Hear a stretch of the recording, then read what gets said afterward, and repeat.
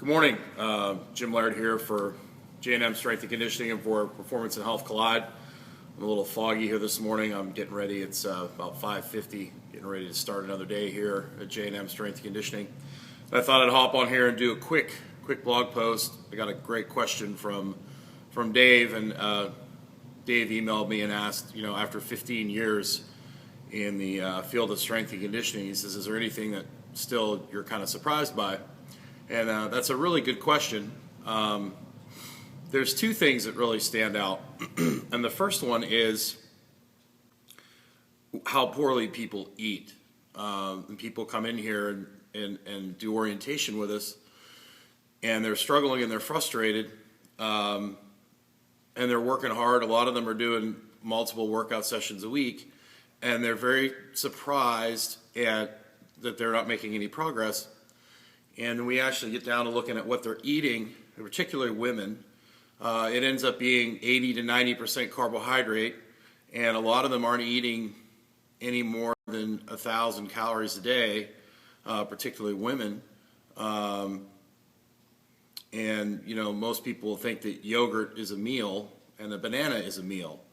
So that's probably something that continues to shock me. And my business partner, Molly Galbraith, does a lot of our nutritional lifestyle stuff, and she does a great job with that, and she offers those services on her blog as well.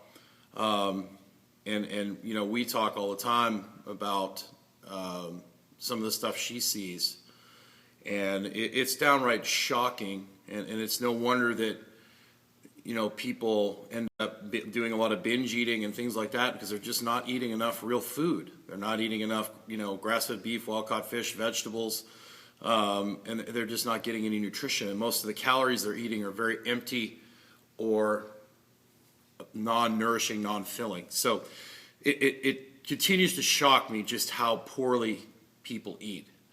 The second thing that just blows my mind since I started, and a lot of this might have to do with I have a better understanding of movement now than I did when I started in the industry.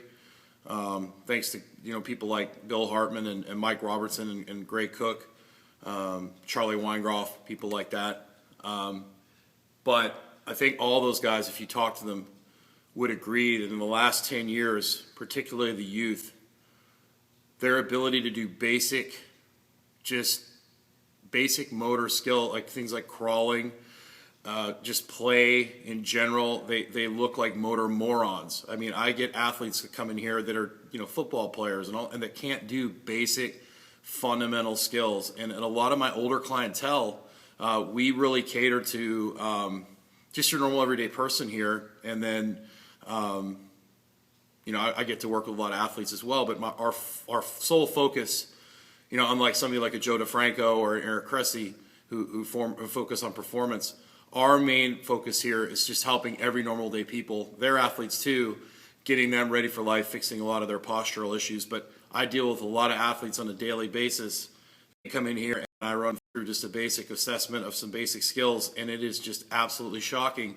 And a lot of the older clientele that I work with, they move so much better because they played multiple sports when they were growing up. They did work, they mowed grass, they did things. They just didn't sit in a desk all day. Kids are sitting at a desk all day, and then if they do play sport, it's only one sport. So they're learning one certain set of skills. They're not developing. It's kind of like putting a kid in math in kindergarten all the way through college and then wondering why they aren't successful or burned out or exhausted or, have no social skills. It's the same thing in athletics. If you're playing one sport from an early age, like baseball, we see that a lot now, all the way through, you're just not going to have that base, and you're going to break more than likely. So those are the two big ones that stand out. I mean, those are the two big ones. So how terribly people eat, and then what's happened in the last 10 years since I started to just basic fundamental movement, and a lot of that has to do with bad phys ed programs too. So there you go. There's my little synopsis on that. Have yourself a great day.